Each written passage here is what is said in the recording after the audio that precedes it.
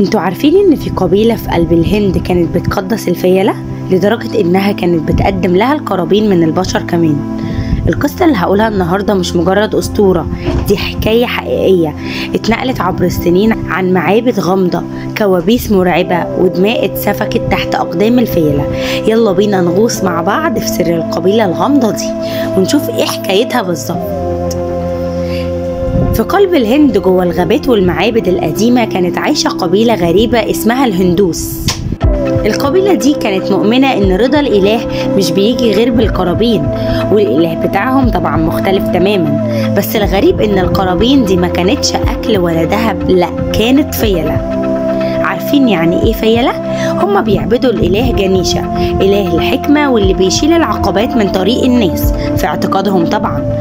بس مع الوقت بدأوا يقدموا حاجات اعظم بكتير، لحد ما وصلوا انهم يقدموا بشر. تخيلوا بيقدموا للقرابين دول بشر قدام تماثيل الفيلة الضخمة المنحوتة في الحجر. تخيل معايا، ليه الحالك السواد والقبيلة كلها واقفة حوالين معبد قديم؟ المشاعل منورة والطبول بتخبط بصوت يخوف، وفيل ضخم لابس تاج متزين بالذهب. يا سلام، بس كمان ملطخ بالدم.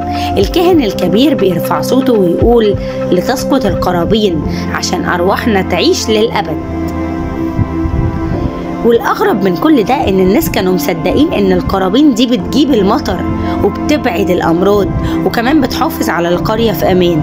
والأسطورة بتقول إن أي حد يرفض إنه يقدم قربان للفيلة بتظهر له في كوابيس لحد ما تموته من الرعب.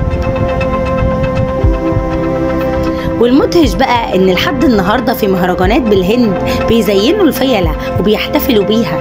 دي حاجة يعني غريبة جدا، بس قليل اللي يعرف ان ورا الزينة والالوان دي تاريخ كله دم وقصص غريبة وقصص تخوف. والسؤال اللي بيخوف، هل كل ده كان خرافات ولا فعلا الفيلة كان جواها قوة غامضة بتتغذى على دم القرابين؟ وبكده تكون خلصت حكايتنا النهاردة عن قبيلة الهندوس والقرابين اللي اتقدمت للفيلة. بس السؤال لسه بيطاردنا، هل كانت الطقوس دي مجرد خرافات ولا فعلا في قوة غامضة وراها؟ بس طبعا ده بعيد جدا وبعيد كل البعد عن ايماننا بربنا العظيم. انا ميرا مجدي، ولو عجبتكم القصة ما تنسوش تعملوا لايك وتشتركوا في القناة عشان لسه عندنا قصص تانية اغرب واخطر بكتير. خليكم مستنيين، يمكن الحكاية الجاية تعجبكم أكتر مما تتصوروا. سلام.